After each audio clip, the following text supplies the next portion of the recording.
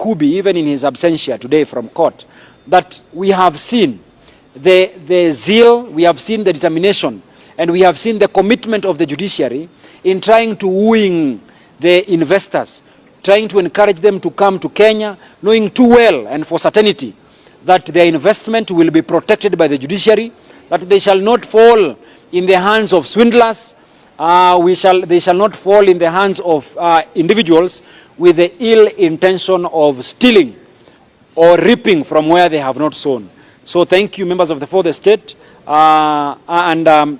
This is also to encourage even the investors who are watching us from other parts of the world and other parts of this country and even the other parts of this continent, that they should feel at home, they should come invest here, if at all they will.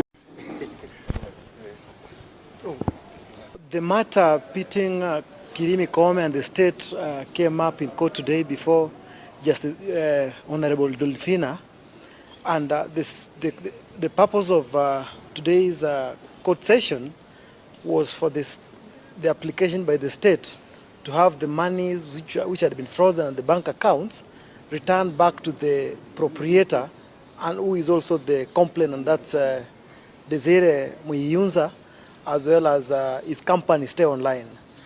We must, as councils, express our gratitude to the judiciary for standing steadfast and safeguarding investment and the ultimate handing over the accounts and the monies back to their rightful owner. And that we have now seen justice actually seen to happen and happening in actual sense.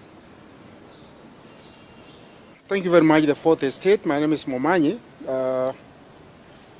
This afternoon is a momentous occasion in the sense that the Honorable Court has affirmed our investors' faith in this country in terms of bringing capital, and it will certainly go a long way. It will certainly go a long way in assisting not only the applicants in this case, but the investment community at large, so that they may feel free to come invest in this country, and that way aid our ailing economy to regain its strength. Thank you very much.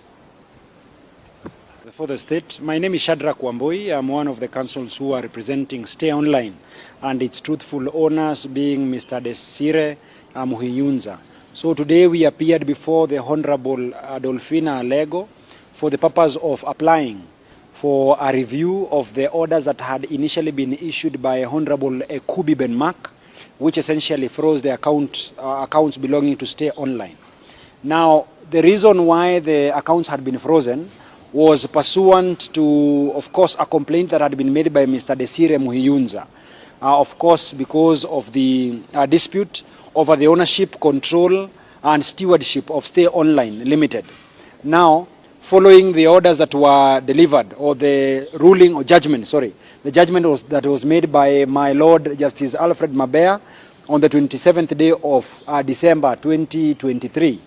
Now, it was imperative upon us to approach the lower court, to approach Your Honor Dolphina Lego for the purpose of informing her of what had transpired in the High Court. And we have informed her, and we are glad that the office of the ODPP has, of course, consented to the allowing of our application that we filed yesterday on the 28th day of December 2023, that essentially sought to unfreeze those orders that preserved the funds in these various bank accounts that are owned by Stay Online Limited and domiciled at UBA Bank. So really, mine also is to join in celebrating the judiciary for not only doing justice, but ensuring that this justice has been done what is called expeditiously. We have seen the court move with speed to ensure that these funds are made available for these merchants. The funds are made available for Stay Online so that the company can continue without hindrance with its businesses.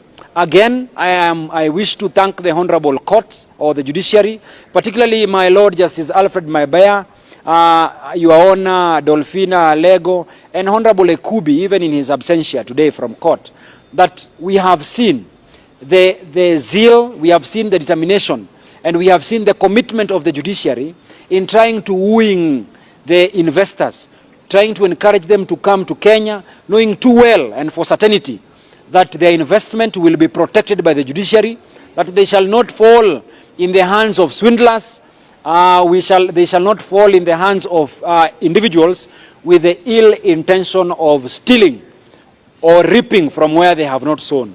So thank you, members of the fourth estate. This is also to encourage even the investors who are watching us from other parts of the world and other parts of this country and even the other parts of this continent, that they should feel at home, they should come invest here.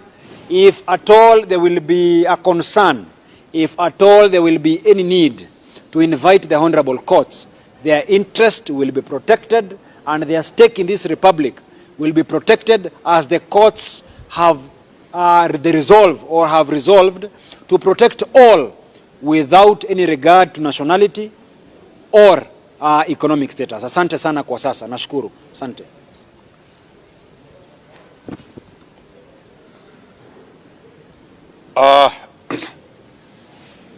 Critical to this matter are three government institutions.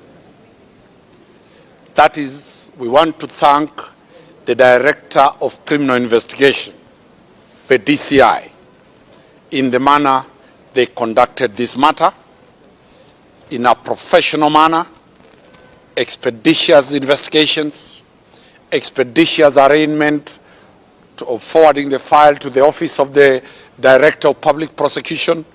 So the Office of the DCI takes a big accolade in bringing the confidence of investors in this country. The second office is the Office of the Director of Public Prosecution. As you are aware, the new Director of Public Prosecution, Mr. Renson Ngonga, promised that his office must be a facilitative office in terms of job creation, in terms of bringing investors' confidence into this country. The DPP has worked tirelessly with the complainant. They preserved that money. They kept the money.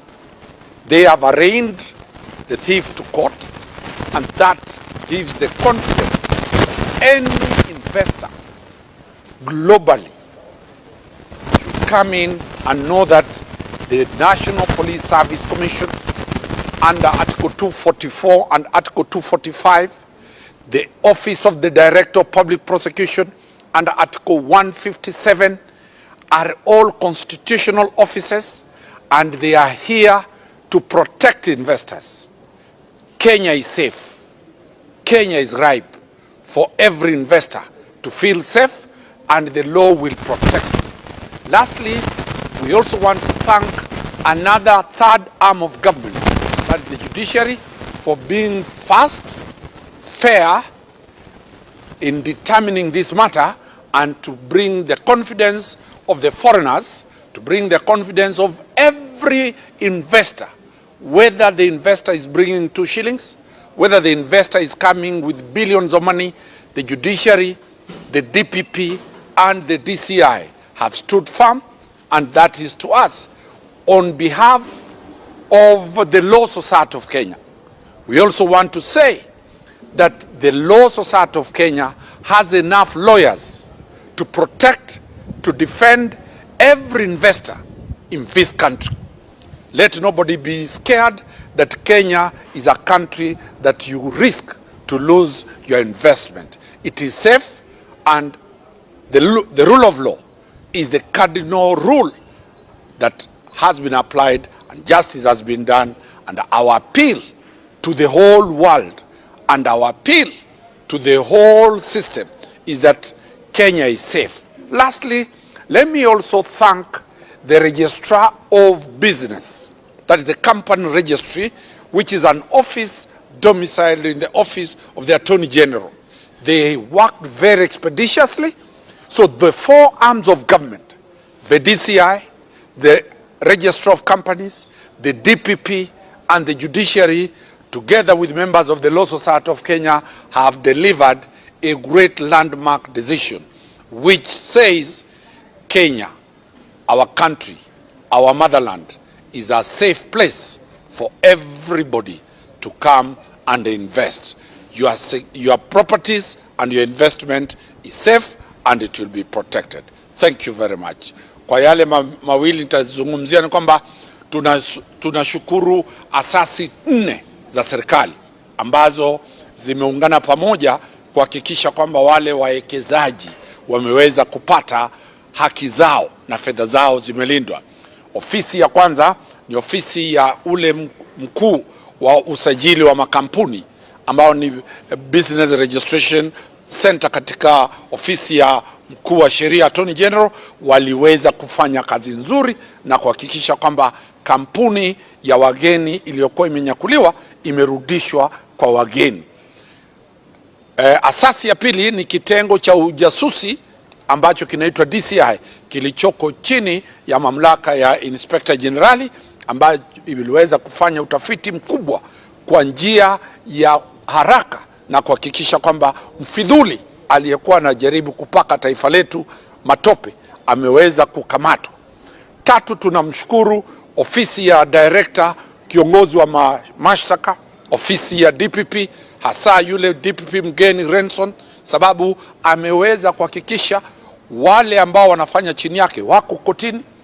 Tumekuwa nao kila wakati, wameweza kuhifadhi zile fedha, ambapo leo wameziachilia zile fedha kwa mwekezaji hapa. Na mwisho tunawahakikishia wageni kwamba mahakama yetu ambayo iko kwenye mahakama chini, magistrates, kuna high court, tuliweza kwenda pale na kupata hukumu ambayo imerudisha hadhi na sifa za taifa la Kenya.